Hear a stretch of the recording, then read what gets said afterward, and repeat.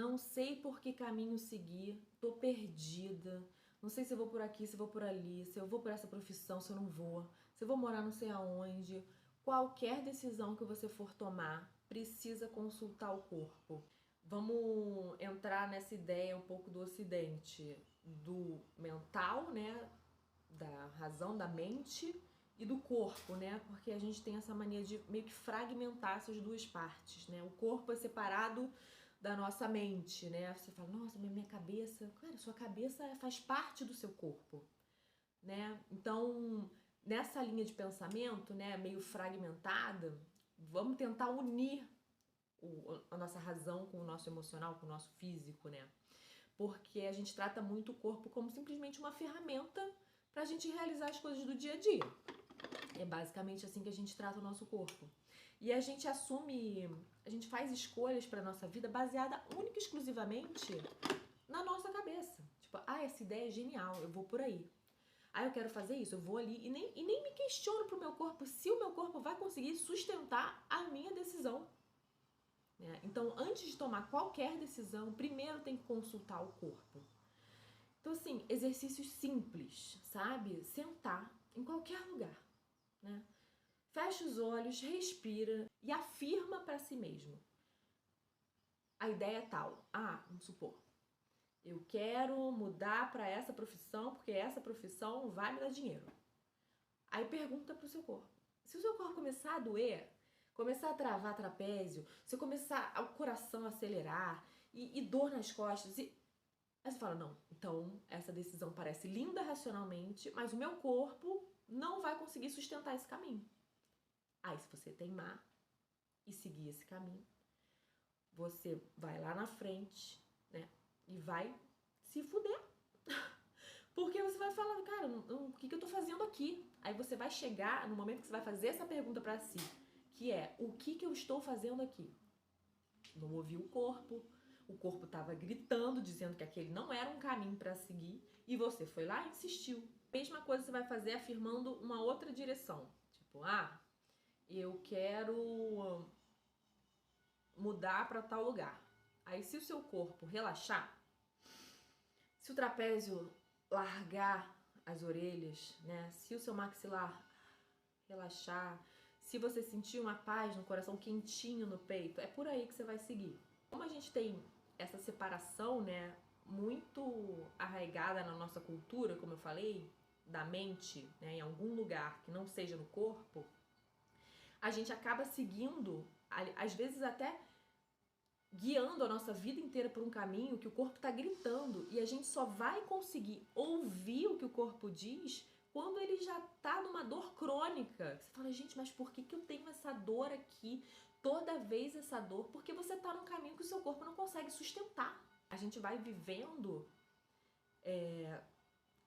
como se o nosso corpo fosse uma ferramenta, um instrumento, né, um objeto, e a gente não dá a devida atenção no corpo. Então, como, né, a nossa sociedade, o foco dela não é você se sentir bem, certamente, é enlouquecer você, mas como a gente tá desacostumado de ouvir o corpo, a gente acaba tomando decisões muito equivocadas, né? E a gente acaba não acreditando no corpo. Como a nossa sociedade é muito racional, o que o corpo está dizendo a gente não leva em consideração.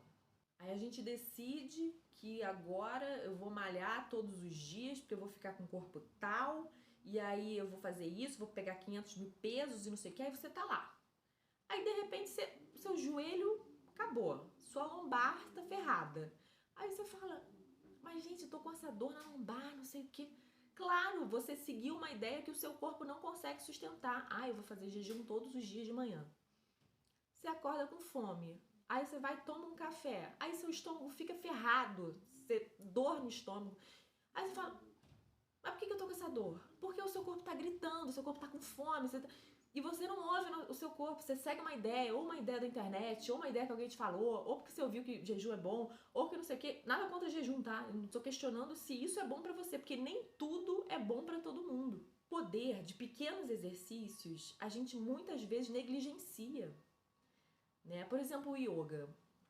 Dependendo do ritmo de vida, do tempo de cada um, a pessoa vai adaptar a prática de yoga pro tempo que ela tem. Tem gente que trabalha 8 horas por dia, demora 1 hora para ir, 1 hora para voltar do trabalho, tem que cuidar de filho, tem que fazer comida, tem que limpar a casa, ao mesmo tempo tem que se divertir, né? E não tem tempo de fazer 1 hora de prática todos os dias. Né? Ah, não, tem que fazer 1 hora de yoga 3 vezes por semana. Não vai fazer. O que você pode fazer? Você tem 5 minutos? Então senta e observa a sua respiração 5 minutos. Ah, não tenho 5 minutos. Uma respiração. As pessoas negligenciam o poder de pequenas atitudes, sabe? Uma respiração pode mudar a sua vida. A nossa vida muda em segundos.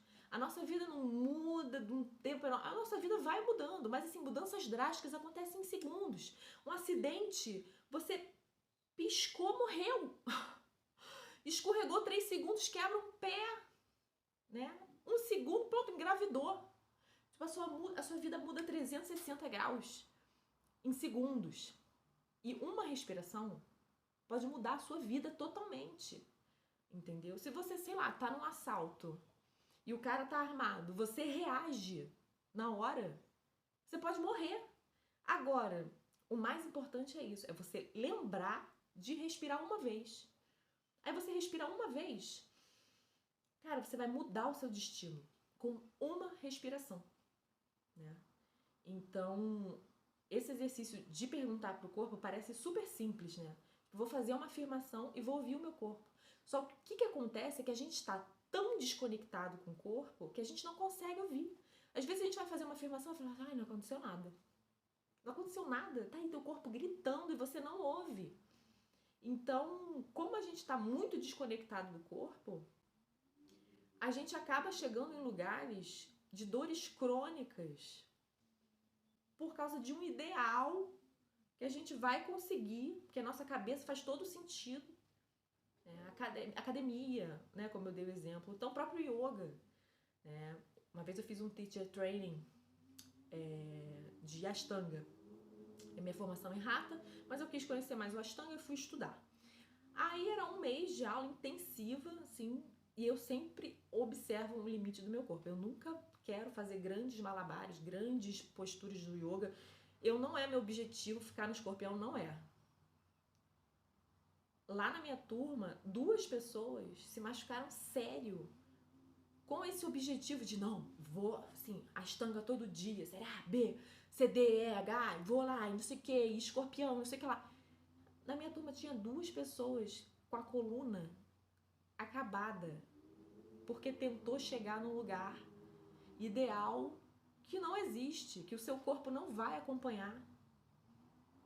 Né? Então, acho que o resumo desse vídeo, se você não sabe o que fazer, ou se você está em dúvida do que fazer, é se reconectar com o seu corpo e perguntar para ele se esse caminho é um caminho sustentável. Porque sem o seu corpo, que não é uma ferramenta, que é você inteira, se o seu corpo diz não, você não pode deixar guiar por uma ideia mental que você acha incrível e excelente. Porque o seu corpo não vai sustentar. E você vai chegar num lugar, e esse lugar que você vai chegar, você vai falar, nossa, como é que eu tô aqui? O que eu tô fazendo aqui? Né? Isso é uma pergunta que eu tento evitar ao máximo, mas quando eu chego nessa pergunta, eu falo, não. Se eu cheguei na pergunta, o que eu tô fazendo aqui, tá errado, né? Aí vamos mudar o caminho de novo. E é um aprendizado, né? Porque a nossa sociedade, ninguém ensina a gente a ouvir corpo. Todo mundo fala, não, e é muito racional, e computador, e não sei o que, e cabeça, e mental, e não sei o que lá. E a gente esquece que a cabeça tá no corpo. E que as nossas respostas todas estão dentro da gente. Só que a gente precisa aflorar essa percepção sutil, que parece sutil, mas que na verdade, assim, o corpo assim, ó. E você simplesmente, foda-se o corpo. Essa ideia é genial, vou ganhar muito dinheiro.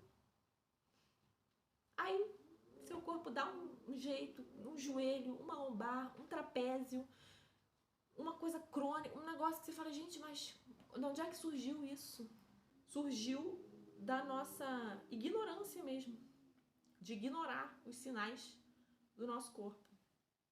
Então, o yoga ajuda muito isso, né? Porque o yoga é esse contato, né? A integração do corpo, mente e espírito, né? Então, a gente tem que unir, né, tudo isso, porque a gente é tudo isso. Então, o yoga, ele vai muito por esse caminho. Ele vai pelo físico, pela respiração, pela filosofia. A gente começa a ter essa integração do corpo. Se você não tem uma hora por dia para fazer yoga, não adianta ficar se chicoteando, ai, nunca vou conseguir. Faz uma respiração, cara. Uma respiração vai mudar a sua vida. Nem ler. Ai, não consigo ler. Ai, não vou ler uma página. Se você ler uma página por dia, 1 hora você vai acabar esse livro. Se você ler nenhuma página do livro, você nunca vai acabar esse livro. Então, passos pequenos para caminhos longos.